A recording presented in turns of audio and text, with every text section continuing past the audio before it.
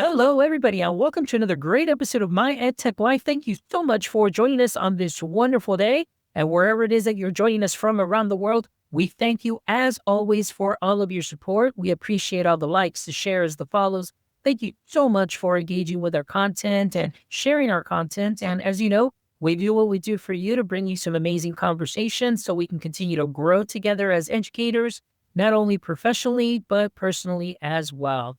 So today I have an amazing guest. She is a returning guest who was on episode 265 of My EdTech Life back in January of 2024. So I would love to welcome back Dr. Kip Glazer to the show. How are you doing today? I'm great, and congratulations. Since we did our first episode, you got your doctorate, and I've been following your journey on LinkedIn, and I'm so incredibly happy for you. Thank you so much, Dr. Kip. I really appreciate you. It's fantastic just to see also the work that you've been doing. I mean, 2024, we know what happened in 2022, and it just seems like everything is a blur now and so many new things coming out. But most importantly, we're definitely going to be talking about just an amazing release of yours, but I'm not going to spoil that. We'll definitely let you go ahead and share that with our audience. But before we continue, for our audience members that may be connecting with you and listening to this episode and getting to know you for the very first time, Dr. Kip, can you give us a little brief introduction and what your context is within the education space? Thank you so much. Yeah, that's great. My name is Kip Glazer. I'm the proud principal of Mountain View High School in Mountain View, California, home of Google. And I lead a school with 2,200 students currently and about 150 staff members. And I've been here, this is my fourth year as the principal. And I just released a new book called Ready to Lead with AI, a practical guide for school leaders. And that's why I thought that it would be helpful for you to hear from me if you're interested in learning about how to navigate this AI situation as a school leader. Excellent. And that is definitely a very important topic. As we know, I mean, it's been since 2022. We're now 2026. It's been 4 years. And it just seems like there's still schools that are out there just simply treading water. It's still very much wild, wild west. Still, people are trying to figure things out. So it is fantastic that you were here since our last episode. You spoke very candidly about, AI in classrooms and you as a leader too as well. And so I want to ask you, being in the thick of it in Mountain View, like you said, the home of Google, and of course, all of the fears that we've heard about AI, all the great things that we've also heard about AI, and now with your new book release, I want to ask you, what was that pivotal moment for you to say, you know what? Let me go ahead and write this book and put it out in such a time as this? That's a great question. I have always wanted to write a book. I think we all say that growing up, like, oh, you should write a book on that.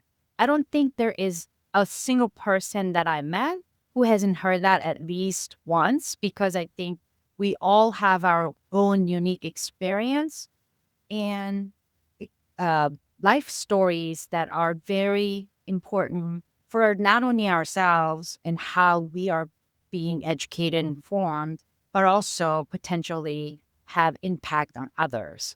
So that's one thread, right? Like I always wanted to write a book, but about what? And then when ChatGPT was released in November 2022, we were in the midst of just a lot of chaos, in my opinion. And I wrote about that in my book. It felt very much like the pandemic, where we were looking for elders to guide us, but there was no one around, right? As school leaders, you're supposed to make good decisions. And right, wrong, or different, previous generation of school leaders had something to copy after, right? Because there was like school's very predictable in a good way. We know how the start of the school should typically work.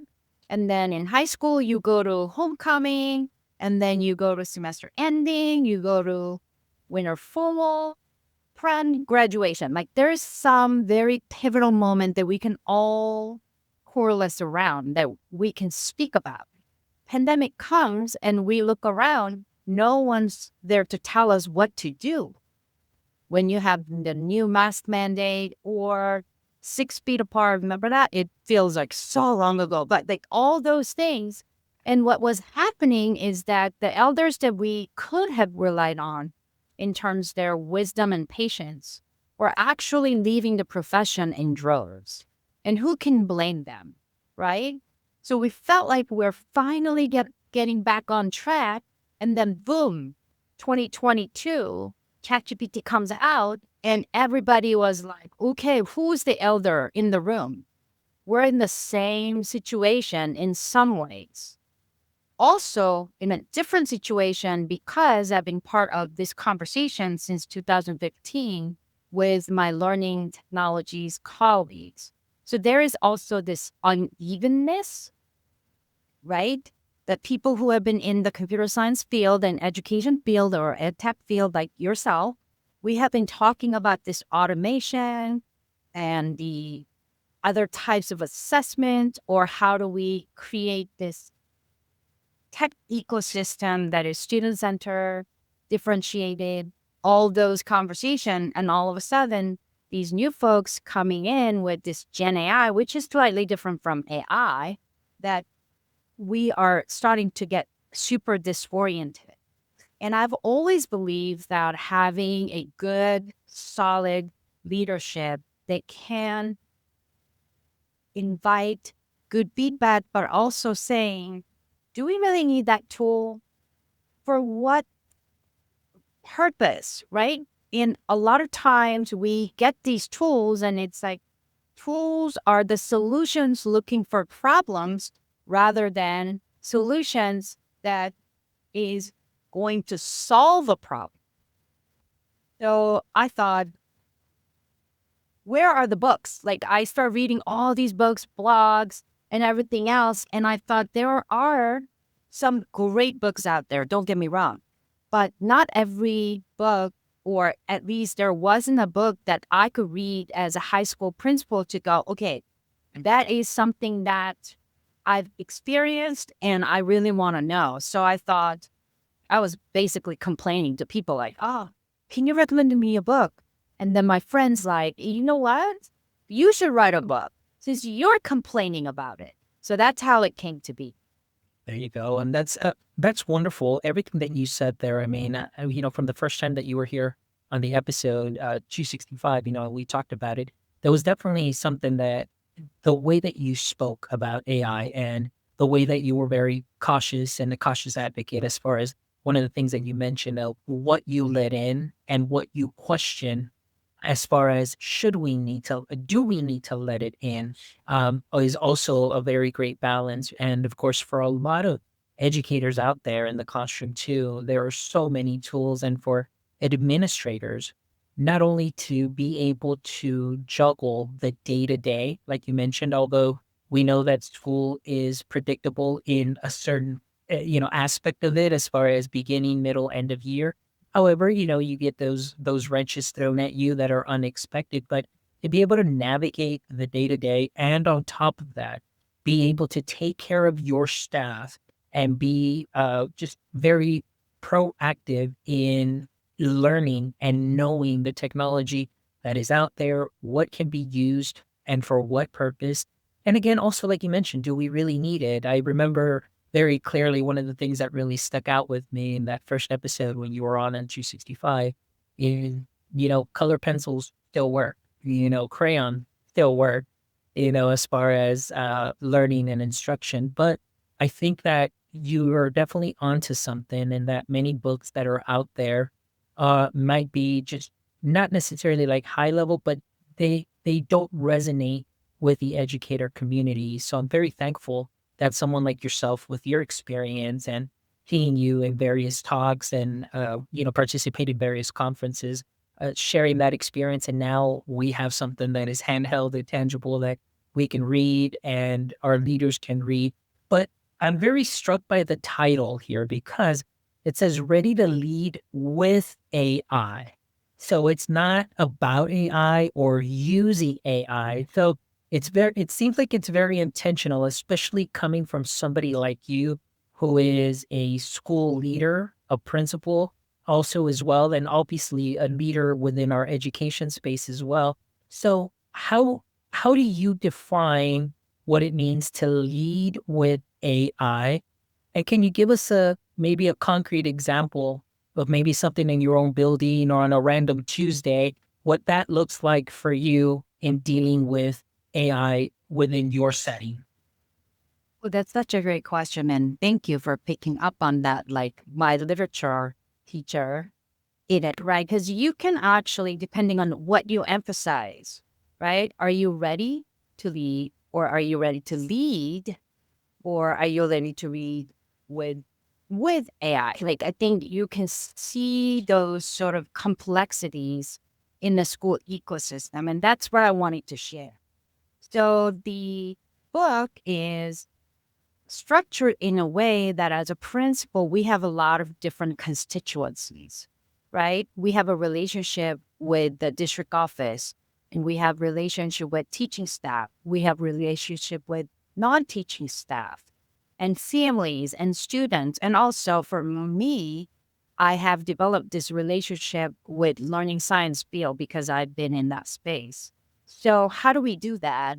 And I tried to start each chapter with a story from the field. That's how I structured it. Like, this is something on a Tuesday you can see me running around doing as a principal and doing all those things, like meeting with athletic people, meeting with facilities people, meeting with a student who's crying, meeting with my staff who just had a car breakdown. And then how do I get that person coverage? All these things are happening in the school ecosystem. And we still have to think about how we're going to bring our Gen AI tools or AI tools into school ecosystem and how to make it work. And I just wanted to be very honest that I don't have all the answers. And if anybody tells you they do, I don't think that they're being very truthful with you. But here are some things that happened to me in real life. And here are some of the lessons that I learned. And here are some recommendations and checklists for you to kind of think about. And I'm okay with you saying, that does not work in my context, right? And let's have more conversations. That's why I'm active on LinkedIn. And I just started Substack, where I'm going to share some of those day-to-day challenges that I'm thinking about or I'm encountering, um, things like that. So I think this has to be continuous conversation. We can't just sit and say, here's a one silver bullet that you can use. Everything will be great. We're just setting ourselves up for bigger disappointment. And it's just not realistic. AI is evolving every single day, and we as leaders have to evolve. So I talk about a lot of mindsets and attitudes that will get us that skill set. Excellent. That is great to hear because I think one of the things that you mentioned that I want to pull on that string is a mindset type of thing. And obviously, you being having to be a school leader, such as yourself and many of the other school leaders that are out there, not just principals, but we're talking about, administrators, executive directors, and even all the way to the top as superintendents. I mean, I know that many of these conversations are there, but sometimes they may fall on the wayside just because there's other big fish to fry as far as state testing, scores, things of that sort. And so, usually, like you said, a predictable pattern as far as these conversations go is that they usually pick up speed at the beginning of the year as we're starting a new year during that summer. But then once you get into the thick of it and you get into what they call normally the October slide, going into Christmas vacation, all of those conversations just kind of fall by the wayside because in January, guess what? It is all about preparing for state testing. And then all of a sudden, there's that gap again, conversation won't come up. So I love that you are being open and honest in saying, hey, this is not necessarily your silver bullet. However, what I have available here is my experience that I'm sharing with you that you can easily adapt or, make any changes or tweaks, or there might be some things like you said yourself, well, this doesn't work in my context. Yes, but what does? And can that help in that mindset change? And I really love that because I think right now it's that mindset really does need to change. And I think that it is slowly changing, but of course, being very cautious as a leader too, that you mentioned, which I absolutely love, is something that is important. So as far as the practicality of your book, so we know that the last time you dropped some great knowledge nuggets, and I'm all about that. But in your book, I would love to ask you what might be at least 2 to 3 actionable tips or frameworks or tools that you would like to share with a school leader, like saying, hey, this is one of those major, at least takeaway points that I want you to really just meditate on, just continually think as far as, dealing with this on the day to day and making sure that they themselves also don't feel overwhelmed or that they overwhelm their staff. What might be some wins there that you can offer them and share? Yeah, and I think that's an excellent question. And number one, I have to say that it's really not about the tools. It's really never about the tools. It's about the people and it's about the relationship. And that's why I'm saying mindset and attitude, right? You have to bring in that iterative mindset to say, okay, what is the workflow? How is this going to impact the ecosystem? So we really have to understand that. And second thing is definitions matter. So AI tools been around a long time. Gen AI is something different. To try to treat those two things as the same, you're setting yourself up for failure or at least trouble, right? So that's why in my book, I talk about here is how we define AI. Here's what is different about Gen AI. And here are some things that you really have to start with. And if you understand that, then you can choose the right tool for the right task. And talk about framework, Sofia de Jesus, I know she's a good friend of yours. And I worked on these framework for school leaders as part of our CST project. So I have that included in my book, and we're continuously updating that. And I think whatever tool you bring, you should know that it's really about the student agency and supporting the kids. We're here for the kids. And the question to ask is, what problem are we trying to solve? And is it really the right solution for that problem? And who are we serving? And if we're not serving all kids, then we have to slow down and think about how we're creating the workflow and ecosystem again to ensure that we're not leaving any segment of our student population behind. Wow, that is very powerful, and that you're speaking my language there. Because recently, I have changed jobs now and working for a company and really focusing. My passion has always been, or actually, what I always say is, what is good for one is good for all. In most cases, we want to make sure we have that accessibility. I want to make sure that we take care of all our special education students. I want to make sure that we take care of all our emergent bilingual students and really all students altogether, that there is something that is a tool, something that is useful, that can be used by all, whether they need it or not. They may have it there. And then those that need it, it's there. Those that may not, well, it may be there just in case that they may need it for that 1 or 2 or 3 opportunities and so on. But I think you're absolutely right. Hitting the nail on the head is, if a tool or a practice is not helping all of your students succeed, then it's time to kind of really slow down and really maybe look at the root of the issue as far as what may be happening. Oftentimes I feel, and I don't know, maybe in your experience you've seen it, but sometimes it feels like there's a band-aid on top of another band-aid on top of another band-aid. So one year you're using this one tool to help with math, and then all of a sudden it's like, well, no, we didn't get the usage now. Let's bring this one in. And now let's bring this one in. And as we know, and I had a Dr. Kushanik that was here also talking about the bilingual population too, that, you know, uh, logging in and is not the same as learning, you know, or Yeah. is the student fully engaged? And that's where I think we kind of often miss the mark, that oftentimes directors, principals, or people looking at the data feel like, well, they're logging in. Why aren't their scores going up? But are they quality logins? Are they quality? Is it quality work that's being done? Or is it just redundancy and just the students just going through it, clicking through just to meet their, 30 minutes per day, per week of this specific platform? So those are some of the things there to consider, which kind of brings me to my next question. And you left so many nuggets that last episode. But one of the things that you said the last time that has stuck with me always, and oftentimes I do quote it, but I always do say, hey, Dr. Kip, this is what she said.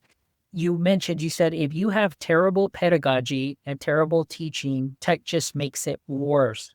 So I want to ask you, as far as, anything in your book for our school leaders, to also take into account that art of teaching. And like you mentioned a little bit too, and I guess it's just an extension of the question, that technology is not necessarily going to solve everything, but how as a school leader might you get back to improving pedagogy and that art of teaching to make sure that something like the tech is not going to make that worse, or going to be the star of the show instead of a teacher's premier tier one instruction? That's an excellent question. And thank you so much for asking that, because I'm done to tell you, learning is social. Learning is not about cramming in discrete piece of information into tiny humans' head. So we need to understand that. Kids, let's be real, don't come to school to learn the content. That is almost sometimes byproduct of being together. They come to school because they want to see their peers and they want to see their teachers who they know care about them. So any tech that is going to enhance the human connection and collaborative learning wins every single time. So we need to really understand that school is truly the heart of a community, because we have people who care about children. And we really ask the community to work with us. We are here every single day working with your students. We see them when they're disappointed. We see them when they're winning. And we're in it with them, with you. So that's kind of how I see it, the pedagogy. When I walk into a classroom and students are collaborating together, and they sometimes bicker, but if the tool and technology is facilitating that sort of community, and then help them get interested in what their friends are interested in, and then they do a deep dive and they're able to follow their passion, they're going to learn it. I love that. That is wonderful. Then, again, that's from episode 255. That still definitely resonates. And I really believe in the power of community, like you're talking about. And it's everybody having to work together. And, especially that social aspect, Dr. Kip, which I know in my classroom when I was there, it really took students to the next level. I mean, I'll completely tell the story, and I'll just kind of paraphrase it. A set of twins comes to our school. One of the twins is in my fifth grade class. The other twin is in another pod where it's more worksheets and sit and get. My class was more social, active, very loud, but through the learning process, they were always recording. They were always using their voice. They were explaining. They were doing presentations. At the end of the year, the twin that was in my classroom in our pod was able to exit the bilingual program, while the twin sister was not. And talk about an interesting conversation for a school leader when parents come in and say, why is my daughter here able to exit the program, and why is my other daughter not able to exit the program? So it's really, the power of the discourse in classrooms. And I think one of the things that I do want to share with you is, in this last conference that I went to at TCEA here in Texas, it the theme and the conversations that were being had is really returning back to great sound pedagogy, the art of teaching, and really having the tools be a complement to what the teachers are already doing great, to what the students are already doing great. And a lot of it really centered around discourse for students, openly communicating the creation process for students as well, where they're able to verbalize what they are learning, demonstrate their learning through video, through podcasts, and all sorts of great practices where now the student is providing evidence of that and how they internalize, but also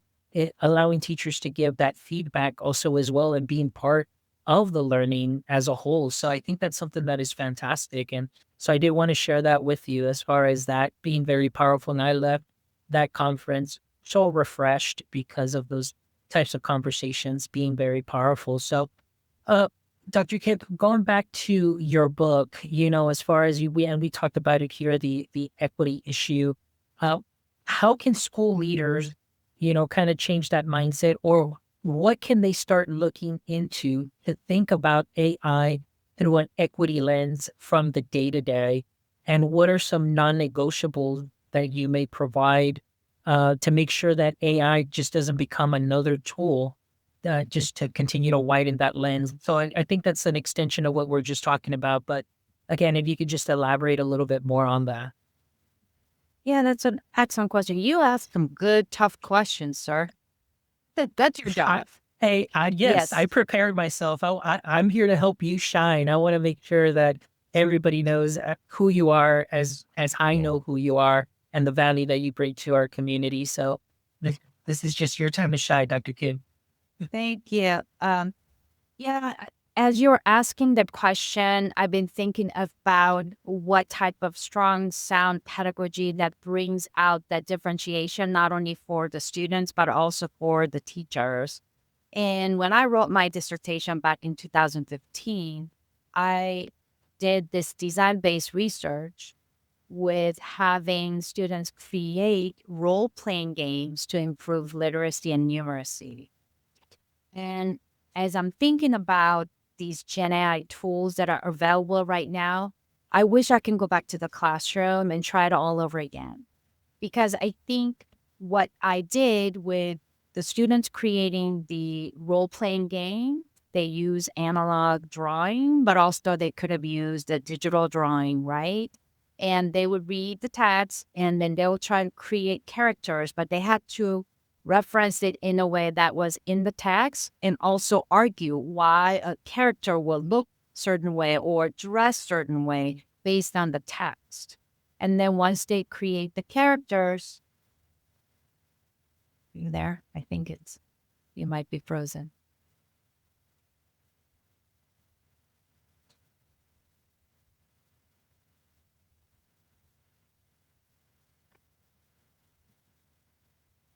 There we go. We're You back. I don't know how much. So once they create the characters from the book, or in fact, I tried it with all three main genres: poems, prose, meaning a novel, and play, which I call three P's of literature.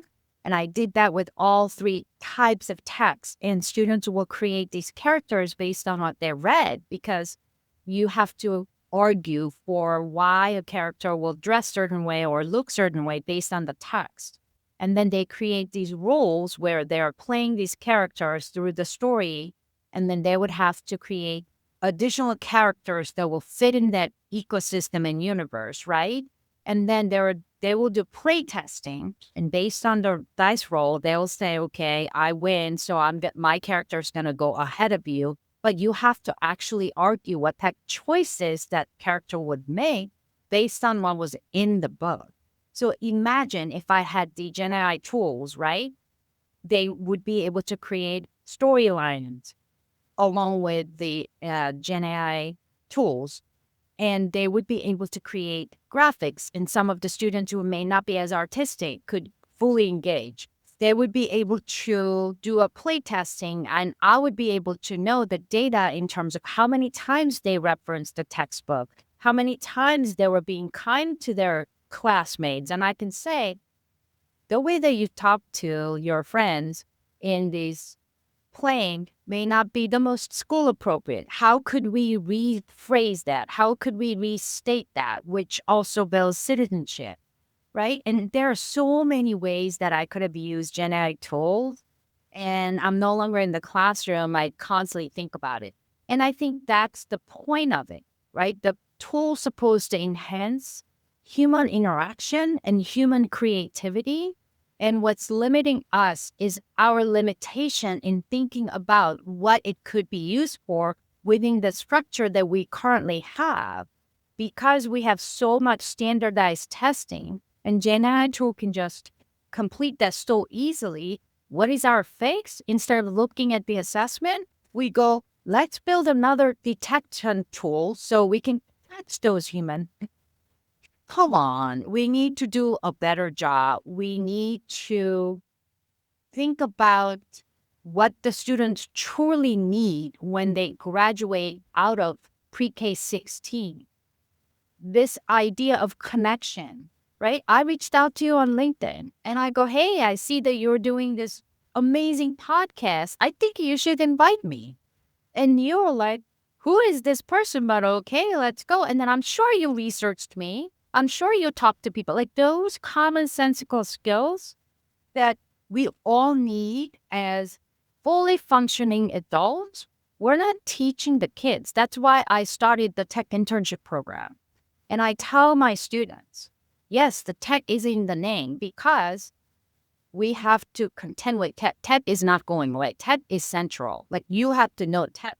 But truly, what is this program? And the other day, one of my students said, this is a leadership accelerator with tech. And I said, that is it, right? Because everybody is a leader in your own life. And what do leaders do? Lift other people up. So when you have so much access to technology, we need to focus on how do we share the knowledge and make this world a better place. And we can do it. We are bigger than the problem. When we all think together to follow the youth in their excitement for learning and their excitement for creation, we will all be better for it. And that is in my book, how I started that internship program and what we have been accomplished for the past couple of years since I met you. That is great. That is wonderful. And I think that is something that is very powerful, I think, for a lot of educators. And like you said, oftentimes you are bombarded with all of your day-to-day duties, and it leaves very little bandwidth to maybe sometimes think about these things and think these through and see what this program can do for your students, which in a way kind of leads me to the next question. I think that the more that students are well informed as far as the technology use, how it can be used, the ethics of it, obviously being very responsible because like you mentioned, with a state assessment, what do we do? Let's just create another tool to catch, the student and make sure that they're writing their essays and so on. So again, students teaching them, the difference between using ChatGPT and maybe using Grammarly in certain ways. I mean, students can definitely pick up on that and be able to use those tools. But oftentimes what happens is that we, as the adults in the room, oftentimes make the decisions for the student and what they can and can't use. So I want to ask you, and this again, if maybe it's in your book, maybe it's not, but just I want to ask you, what can a school leader do different? Like what you're demonstrating to me is you're advocating for your students. You gave them a seat at the table, being part of this program, this leadership program. So what can we do as far as bringing our students to the table and making sure that they're part of the conversation, because here we are making decisions for them, but they're not being part of those meetings as well. What might be some suggestions or, some thoughts that you have seen have worked for you? Yes, I think that we have to humble ourselves in knowing that the kids have different way of interacting with the tech. They don't interact with technology as I feel more comfortable, which is I'm more linear way. Like I want to read a book so I can see like from start to finish, little more linear. Our kids, they just start playing with it, break things, and then just try it out. So, okay, that's a different way we are approaching knowledge. And there is no one way is better than the other. But what we do have is the wisdom and life experience, right? When you experiment things without guardrails, without safety protocols, then things can go wrong very quickly. So I think we have to understand and humble ourselves to know that we may not know all the technology, but we also have to have some grown up chops to say, hold on, youngster, let's think about the issues that can arise and let's be co-creators of the solution because we're all in this together. We are co-creators. That means sometimes you will know more in certain things. Other times I will know more certain things. And at the end of the day, we both will grow as learners together. And that's often what happens when I interact with my students. They are quick with those technology piece and they tell me all the time, Dr. Glazer, click here, go there. What are you doing? Keep up. And I'm like, okay, I'm trying my best. And I will pull them together and say, okay, we are done with experimental things. What did we learn? What problem did we actually create by posing that solution? And how do we help others not make the same mistakes that we just made in our experimental space? And that's why in one of my chapters, I just say, start a student group. Any leader can do it. And listen to what they have to say and be willing to engage fully and give them encouragement to be co-creators. We could do it. Anyone can do it. I love that. And I think that first step, I think sometimes can be the hardest step, which is humbling oneself, a humility to understand that it's okay to not know everything, but that working collaboratively and building that community, you're in it together. Where I remember in the classroom, I learned more from my students that as the day progressed, I looked like the expert at the end of the day when I had my last class. But a lot of those tips and tricks with the tech, I learned from my student. And that's the best part about it, that we're all learning together, but you're giving them that confidence and you're giving them a space where they feel safe.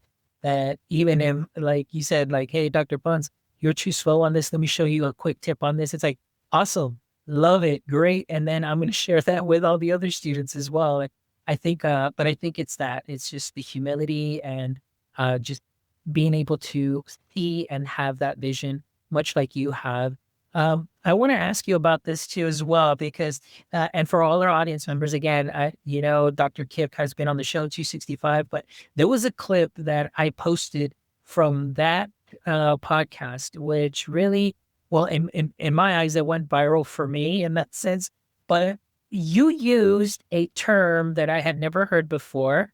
And I don't know if you coined it or not, but I always say, this was Dr. Kip. You mentioned tech chauvinism.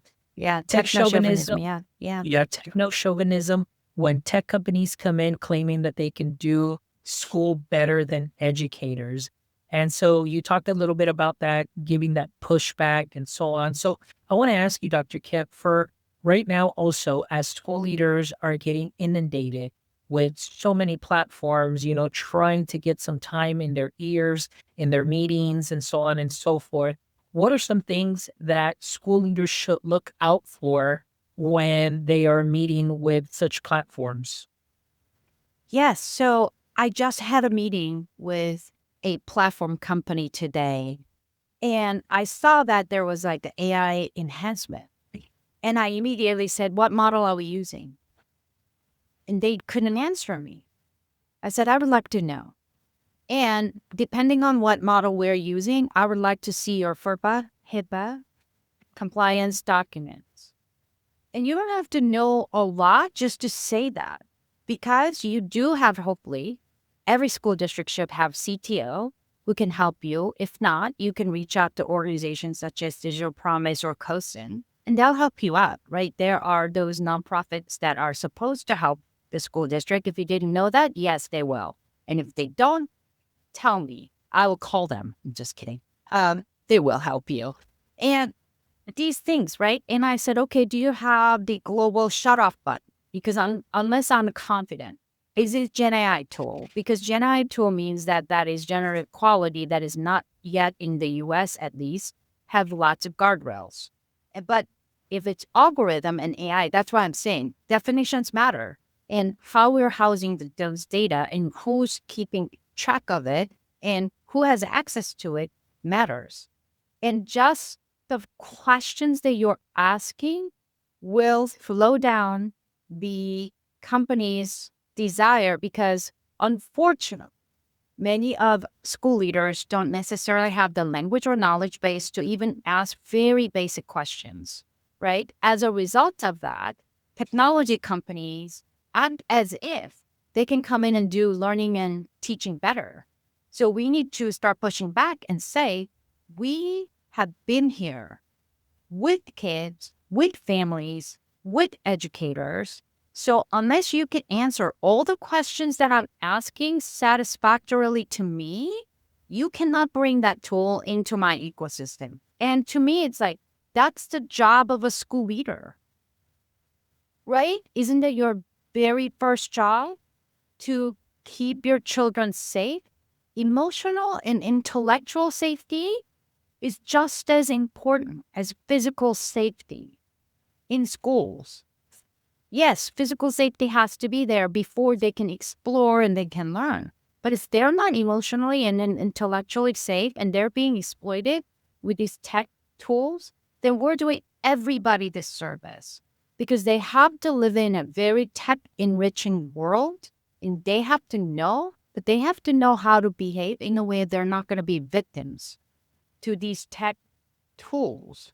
So let's make sure we ask good questions. And in my book, with the template or the framework that I built with Sophia, we have these questions to ask because it does help when you know how to engage in this conversation. And I want to be very clear. I'm not saying that tech companies are bad. I'm not saying that tools are bad. I'm saying that it is our collective responsibility to ask great questions on behalf of our students and families to make sure that whatever tool we're putting in front of them is actually doing the job that it is intended to do, which is to help our students learn. Powerful. I absolutely love it. And I am so glad that you have come up with this wonderful resource, your book, and we'll definitely be linking it in the show notes. But Dr. Kip, as we start wrapping up here, I want to ask you the one thing question. So my question to you is, if a school leader picks up this book and reads it cover to cover and implement all the recommendations or a couple of recommendations, what do you think that success would look like for them in a year span? What is one of the transformations that you hope to start seeing in schools across the country? So that one big takeaway, one practice, one framework, what do you hope it is? I hope that the AI conversation moves away from cheating conversation into how we use this tool to enhance human connection. I think that is it. That's why we're here. We educate humans. And if we don't enhance that positive, collaborative human connection and help our kids get those skills of communication and collaboration and also problem solving together, then we are doing our students disservice. So let's stop talking about AI cheating. Let's talk more about human connection through strong pedagogy. I love it. Excellent. Well, Dr. Kip, thank you so much. It's been an honor and a pleasure to have you here again for another episode. I mean, it is always a pleasure to have you here because I learned so much from you. And I know that all our listeners will definitely take away so many more knowledge nuggets also as well that you can sprinkle onto what they're doing great already. But it's also great to see somebody like yourself that has such a strong voice, great experience, and is out there sharing your passion, sharing your concerns, sharing the good, sharing the bad, and putting it all together for school leaders to dive into, change mindsets, change ideas, change practices, change thoughts, all for the better, which, like we said, is the goal, is to improve our student learning, improve and enhance our learning community, which is our schools, our settings, and so on. So I absolutely love that. So thank you so much, and we'll make sure we definitely link all the book information too in our show notes as well. But Dr. Kip, before we wrap up, as always, we love to end the show with these last three questions. And I know it's been a while since January 29th of 2024. So maybe some of your answers have changed. So I'm curious to see how they may have changed. So hopefully you're ready for our last three questions here. So question number one, as we know, every superhero has a pain point or weakness. And for Superman, kryptonite was what weakened him. And, so I want to ask you, Dr. Kip, in the current state of education, starting in 2026, or maybe just, bleeding into from 2025, what would you say is your current edu kryptonite? Staff exhaustion, it has to be it. We are just, I think, so exhausted with the world and just a lot of uncertainty. And when you have your people so exhausted, they can't create. Creativity does not come from exhaustion and this feeling of disconnectedness. That's what I was saying. All right. Great answer, Dr. Kip. I appreciate that. Question number two. If you could have a billboard right smack in the middle of there where you live, that's big and for Silicon Valley to see, what would your billboard have on it and why? Fast and more, in quotes, is not always better. Slow down, take a deep breath. Let's be human. Uh, maybe that should be the title of your next book, Dr. Kip. But at least put out a shirt. I'll buy right now. That is wonderful, Dr. Kip. Thank you so much. And again, and that just in anything too. I mean, I think that relates to so much, and for so many of us to just really stop, take a deep breath, be present, be aware of your surroundings, because sometimes you may miss a lot of things. Oh, great advice. All right. And Dr. Kip, my last question for you is, if you can trade places with anyone for a single day, who would that be and why? I'm a hockey fan. I don't know that you knew that. I'm a huge Sidney Crosby fan. So if anybody knows Sidney Crosby, I will do anything for you. Come clean your house to get side puck. So I would want to be his travel companion, bag carrier, or handler for one day in hopes that he would sign a puck for me. Like, I'm serious. I'm just helping me. Please help me get one of those signed something. How's that? Perfect. Hey, and for all our audience members listening, if you have any connection, hey, because this is what it's all about, Dr. Kip, making those connections and networking. If there is anybody out there that's listening that can pull some strings to help Dr. Kip get something that is signed, we'll get on this podcast. We will record a short little mini episode and talk Yeah. about how we made that happen. So thank you so much, Dr. Kip. I really appreciate you. And again, we'll make sure we link all the information so that way our audience members can also connect with you on LinkedIn as well. We'll also put a link to your Substack. And of course, like we said, the book, Ready to Lead with AI, a practical guide for school leaders. So make sure that you get your hands on it, school leaders. And I know, and this could be even just teachers as well, too, not necessarily school leaders, aspiring leaders. I would definitely encourage you to get your hands on this book too, as well as we continue to navigate this space 4 years later. we're still here. We're still having conversations that have already been had since 2022, and now we need to continue to move forward. And Dr. Kip has definitely put something out for you all through her experience and in collaboration with Sofia de Jesus and many others. So thank you so much, Dr. Kip, as always, for everything that you do for our educator community to continue to help us continue to grow professionally and personally. And for our audience members, please make sure that you visit our website at myedtech.life, where you can check out this amazing episode and the other 352 episodes that we have, where I promise you, you will find some amazing guests that will share some great knowledge nuggets with you that you can sprinkle onto what you are already doing great. And I want to give a big shout out to our sponsors. Thank you so much, Book Creator, Eduate, and Peelback Education, for believing in our mission and what we do and bringing you these great conversations. And my friends, until next time, don't forget, stay techie.